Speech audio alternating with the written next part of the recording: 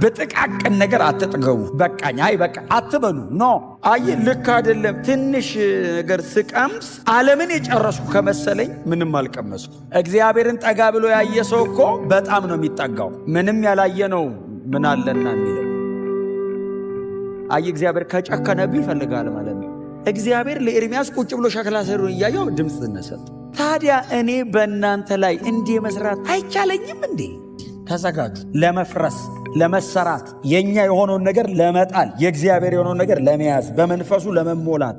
አስረዳኝ ብዬ መጠየቅ ካለብኝ ጠይቀዋለሁ። ለምን አረግ አይባልም። እግዚአብሔር ፈጣሪ ጎን ነው እንደሱ የሚባለው። ወደ ላይ አይባልም። አልገባኝም ነው የሚባለው ወደ ላይ። ኤርምያስ በጣም ከባድ አይነት የነቢያት ሕይወት ያሳለፈ ሰው ነው። ወደ 4 የሚሆኑ ነገስታት ዘመን ላይ ያገለገለ በጣም ታላቅ የሚባል ነብይ ነው አይደል? በእስራኤል ታሪክ ውስጥ በይሁዳ ካገለገሉ በጣም ታላላቅ ነቢያት መካከል አንዱ ይሄ ነብዩ ኤርምያስ ነው። በራሱ መጽሐፍ ላይ ብቻ ሳይሆን በሌሎች መጽሐፍትም ላይ ነብዩ ኤርምያስ ተብሎ ተጠቅሷል። ባይዘወይ ጌታችን ኢየሱስ ክርስቶስ ከተመሰለባቸው ነገሮች አይደል? ሰዎች እኔን ማን ይሉኛል ሲባል አንደኛው የተገመተው ግምት ኤርምያስን ይመስላል ይሉሃል። ኤርምያስ ሌላኛው ስሙ አልቃሻው ነብይ ነው። ኦፍ ኮርስ ሰው ነፃ ፈቃድ አለው ምናምን ብዙ ጊዜ እንላለን። አዎ፣ ግን እግዚአብሔር ሉዓላዊ ነው። ከምድር አፈር አበጅቶ እፍ ያለውን ሰውዬ እግዚአብሔርን እጅ ጠምዝዞ ሐሳብ አያስቀይር። ጸልዬ አልመለስ አለኝ። ለምንድን ነው? ከእግዚአብሔር የልብ ሐሳብ ጋር ካልተስማማ ሳይመለስ ወደ ጌታ ሊሄድ ይችላል ሰውየው። እግዚአብሔር የሚመልሰው በልቡ ውስጥ ያለውን በመንፈስ ቅዱስ አማካኝነት ስትደግምለት ነው እንጂ አሁን የምፈልገውን ደርድሬ ጽፌ አምጥቼ መልስ ፈርምበት ብዬ ስሰጠው እግዚአብሔር ጸልካው አይፈርምም። አብረን እንጻፈው።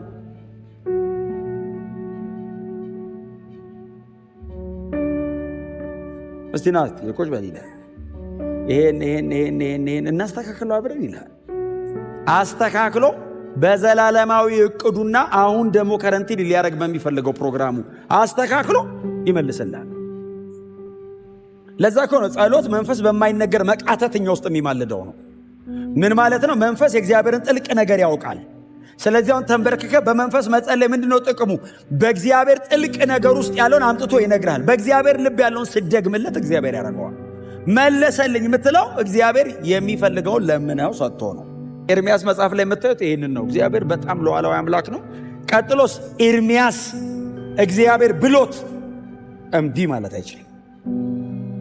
እልከኛ እኮ አለ። ከእግዚአብሔር እኮ እምቢ ብሎ እኮ የሚሄድ እኮ አለ። የሚሸሽ አልናገርም የምትለኝን ብሎ እኮ አምጾ እኮ የሚሄድ አለ። ኤርምያስስ አይችልም። ብቻ እግዚአብሔር ከእናንተ ጋር ይሁን። በእውነት ቦልድ ነው ሰውየው፣ በጣም ቦልድ ነው። እና እንደነ ሐናንያና ሸማያ ነው ስሙ አንደኛው ሐሰተኛው ነቢይ፣ በጣም ፊት ለፊት የተቃወማቸው በኤርምያስ የንግግር ቃል ሞቱ የተባሉት ነቢያት ማለት ነው። ሞቱ ይላል። ኤርምያስንም እግዚአብሔር መጣና ዛሬ መልእክት አለኛል። እሺ እግዚአብሔር ወይ ሰማለሁ ሲል ተነሳለ። ብድግ አለ። ፖተርስ ሃውስ ሸክላ ሰሪ ቤት ነው መልእክት አለው። ለምን አለው? እዛ ነው መልእክት ያለኛል። እሺ አለ ኤርምያስ ተነሳ እና ወደ ሸክላ ሰሪ ቤት ሄደ። ሸክላ ሰሪው በመንኮራኩሩ ላይ ነው አይደል? ሸክላ ከጭቃ ከአፈር ይሰራል። እየሰራ እያለ ሸክላው በሸክላው ሰሪ እጅ ላይ ተበላሽ። ዲዛይኑ ሌላ ነው። ሸክላ ሰሪ ተበላሸ ማለት ያሰበው እሱን አይደለም። እየሰራው እያለ ሲበላሽ ከባድ ነው ቃሉ። አፍርሶ ሰራ። እጄ ውስጥ ናችሁ ብሎ ያለው እሱ። አሁን እየሰራው ተበላሸ፣ ችግር የለውም። አፈረሰው፣ ከባድ አይደል? አሁን መልእክቱ ለሸክላው አይደለም ለሕዝቡ ነው።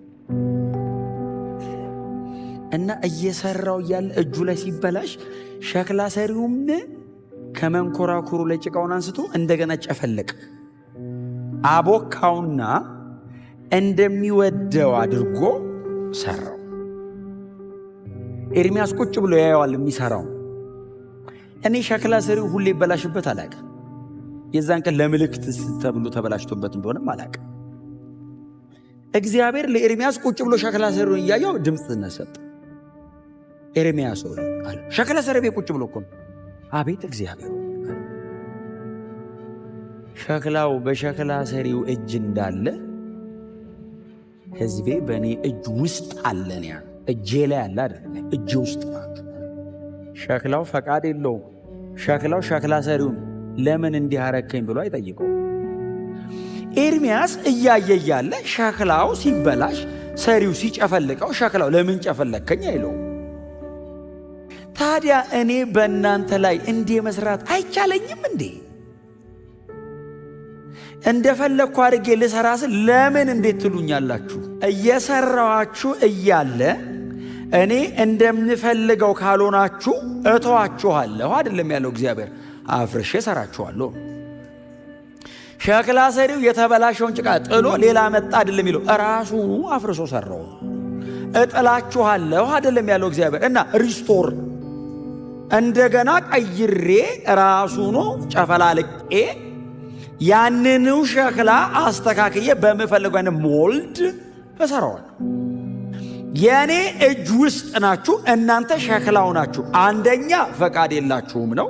ቀጥሎ አቅም የላችሁም። እጄ ነው አቅም ያለው። ሰውን ከምድር አፈር ነው የሰራው። እንደምታውቁት ሸክላውን ውብ አድርጎ ሰርቶ የሚፈልገውን ነገር ሸክላ ውስጥ የሚያስቀምጠው ባለቤቱ እግዚአብሔር ብቻ ነው። የኔ የሚባል አይኖረኝም ማለት ነው። የእግዚአብሔር ይሆናል ማለት ነው። ሁሉም ነገሬ እማዝበት ቦታ አይኖረውም ማለት ነው። ህይወቴ የኔ የግሌ እምለው የተደበቀ ቦታ አይኖረኝም። የትኛውንም የህይወቴን ክልል እግዚአብሔር አክሰስ ያደርገዋል ማለት ነው። ዕውቀት፣ ስሜት፣ ፈቃድህን ማለት ነው። ይህ መንፈስ፣ ነፍስ፣ ስጋህን እግዚአብሔር አክሰስ ያደርገዋል።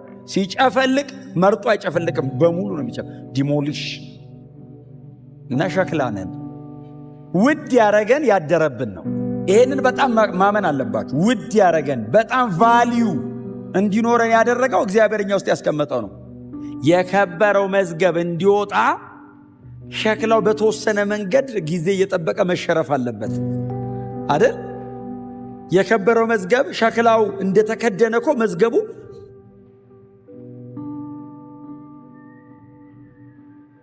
መዝገብ ውስጡ አለ እየተባለ ነው የሚኖረው። መዝገቡ እንዲገኝ ሸክላው ይሰበራል።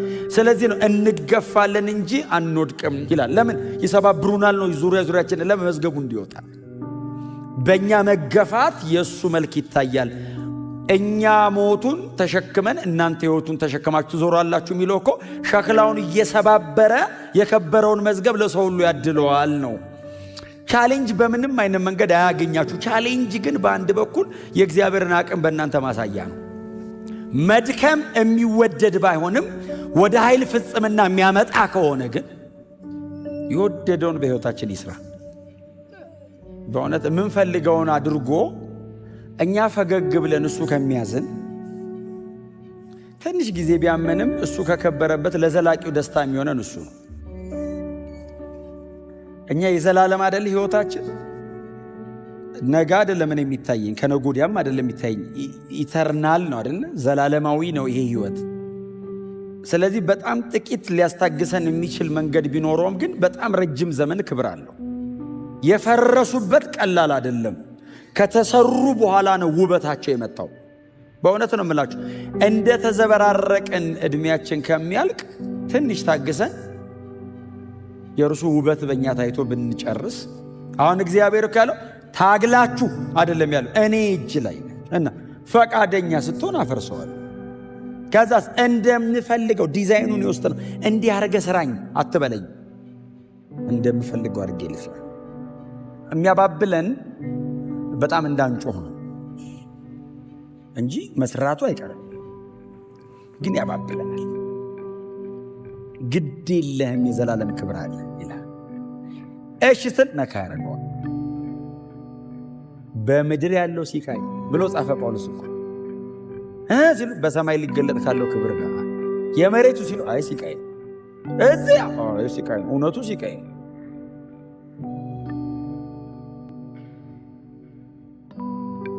በሰማይ ሊገለጥ ካለው ክብር ጋር ግን ሳነጻጽረው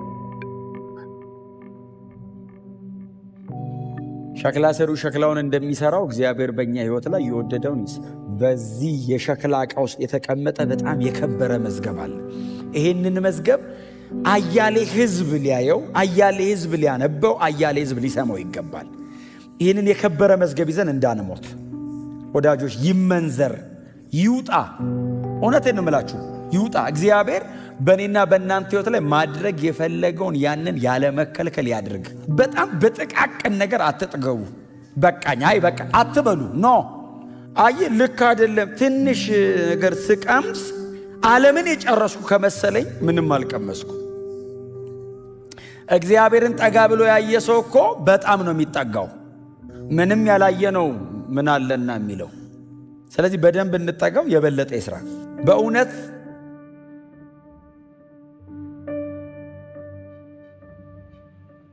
ነገ ከጥቂት ዓመት በኋላ እንዳንጸጸት፣ ያኔ በሰጠሁት ኖሮ እንዳንል፣ ምን አለ በሕይወቴ ላይ የወደደውን አድርጎ ባሳረፈኝ እንዳንል፣ ዛሬ ይሄው ቀን ሳለ እንስጠው። የፈለከውን አርግ፣ ይሄው እኔ ሸክላው ነኝ አንተ ሰሬ ነህ ብለን እጁ ላይ ራሳችንን አኑረን ፈቃዳችንን እንስጥ። ቢያመንም የእግዚአብሔር ይሻላል። እውነት እኛ ለኛ አንሆንም። እግዚአብሔር ነው ለኔ የሚያቀልኝ። የፈጠረኝ እሱ ነው። ፕሮግራም እሱ ውስጥ ነው ያለው። እኔ ካልነገረኝ አላውቀውም። ኮምፕሌን ላረገው አልችልም። ሸክላው ነኝ። ለምን እንዲያረክ ኖ ልለው አልችልም። እግዚአብሔር ጎኔ አይደለም ያለው፣ ወደ ላይ ነው። እግዚአብሔር አምላክ ነው፣ እኔ ሰው ነኝ። እግዚአብሔር ፈጣሪ ነው፣ እኔ ፍጡሩ ነኝ። አስረዳኝ ብዬ መጠየቅ ካለብኝ ጠይቀዋለሁ። ለምን አረክ አይባልም። እግዚአብሔር ፈጣሪ ነው።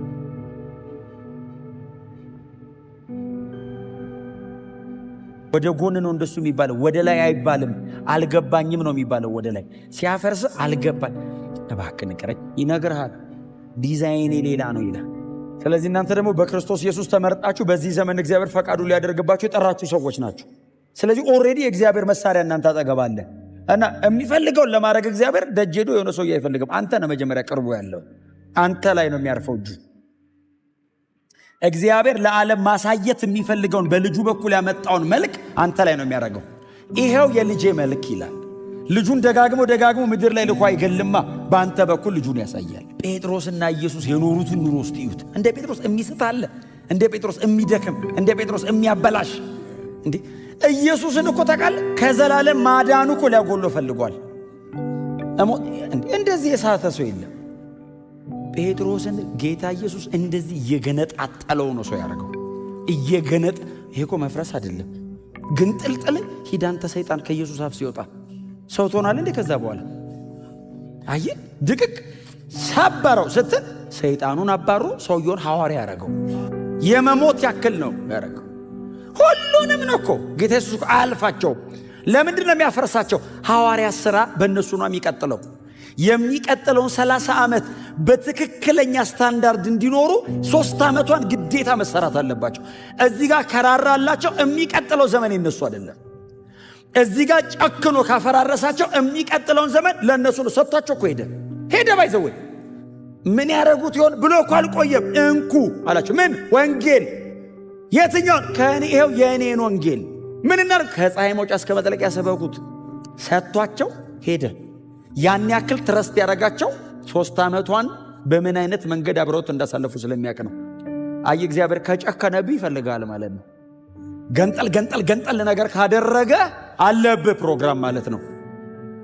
ስለዚህ እንደዛ ነው። በሸክላ ሰሪ እጅ ውስጥ ነን። እኔና እናንተ ሸክላ ነን። ቢሬዲ ተዘጋጁ ለመፍረስ፣ ለመሰራት፣ የኛ የሆነውን ነገር ለመጣል፣ የእግዚአብሔር የሆነውን ነገር ለመያዝ፣ በመንፈሱ ለመሞላት፣ በእግዚአብሔር ቃል ለመታጠቅ፣ የእግዚአብሔር የሆነውን ነገር በእኛ ለማድረግ እግዚአብሔር ከዚህ ጊዜ በኋላ በእኔና በእናንተ ሕይወት ደግሞ እስቲ እሱ ተረኛ ይሁን። እኛ የብቃንና እሱ ደግሞ እስቲ ይጀምር። እስቲ እሱ ደግሞ ይስራ። አሁን እስከ ዛሬ ሰው ሁሉ እኛን አይቶ ሊሆን ይችላል። ከዚህ በኋላ በእኛ እሱን ይሄው እስቲ የእሱ ዲዛይን ሲታይ የፍጥረት ናፍቆት የእግዚአብሔር ልጆች መገለጥ ነው። የእግዚአብሔር ልጆች ማለት ባይዘው ትርጉሙ አሁን 3 ደረጃ ነው አይደል ያለው ልጅነት። ቴክነን፣ ኔፊውና ሄሪዮስ። ቴክነን ማለት የሚታቀፍ ሕፃን ነው። ኔፊው ማለት ገና ቲኔጅ ያልሆነ ማለት ነው። ሄሪዮስ ማለት ማቹርድ ሰን ማለት ነው። የፍጥረት ናፍቆት የእግዚአብሔር ልጆች የሚለው ሄሪዮስ ነው። ማቹርድ ሰን ማለት የአባቱ መልክ ያለው፣ የአባቱ ካራክተር ያለው፣ የአባቱ ስትራክቸር ያለው፣ አባቱን የሚመስል ማለት ነው። ስለዚህ ፍጥረት የሚጠብቀው ዝም ብሎ ራንደምሊ የእግዚአብሔር ልጅ ምናምን የተባለ ሰው ሳይሆን ኢየሱስን የሚመስል መልክ ያለው ሰው ነው የሚጠብቀው። እሱ ደግሞ የተሰራ ነው። ኢትስ ፕሮሰስ። ፈቃደኛ ከሆንን እግዚአብሔር በእኔና በእናንተ ሁኔታ ልጁን ይገልጠዋል።